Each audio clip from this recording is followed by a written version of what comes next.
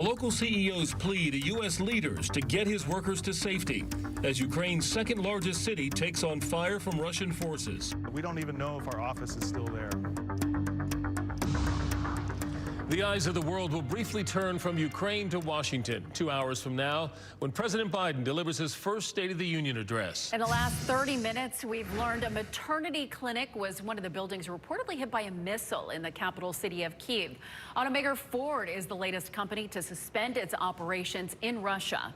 In excerpts, that is, of the State of the Union address released by the White House in the last 90 minutes, President Biden is expected to call Putin's war, quote, premeditated and unprovoked, saying Vladimir Putin rejected efforts at diplomacy.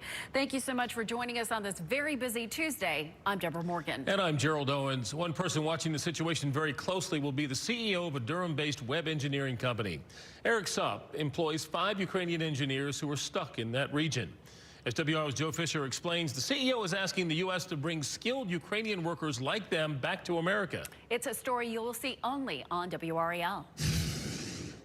The CEO of Usability Dynamics, based here in Durham, says he is first and foremost concerned about the safety of his employees still in Ukraine. But there are also cybersecurity concerns as Russian forces try to take over a region that supports so many U.S. operations.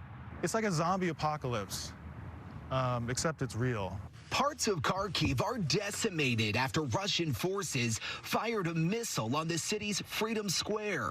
It's very modern. They have nightclubs. They have coffee shops. A city much like Durham, home to Eric Sapp's technology company that has 7 engineers who work 20 minutes outside Kharkiv. We don't even know if our office is still there. 5 employees have fled, including 2 to Poland. 3 others battled gridlock, fires, and violence, driving 36 hours to safe houses in western Ukraine.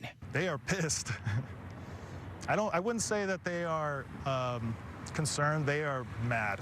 2 men are still stuck in Kharkiv, including one with a baby just born with serious complications.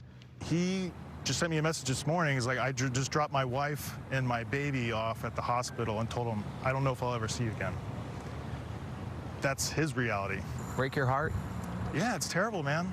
I mean, that's why I'm trying to do whatever I can. The team is just a small fraction of the engineers who work in Ukraine, but support software that powers U.S. infrastructure like payment systems.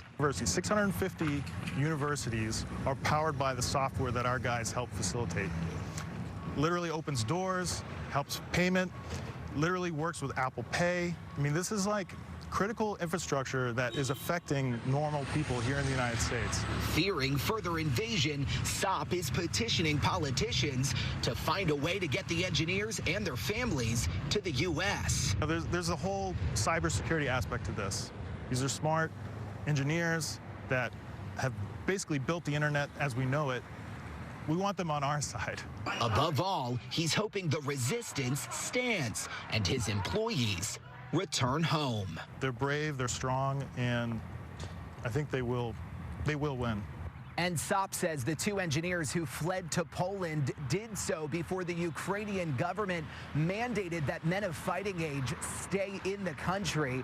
He tells me if the situation continues to escalate, the company's support will transition to make sure that the wives and children of his workers get to bordering countries like Poland, where U.S. forces are now staged.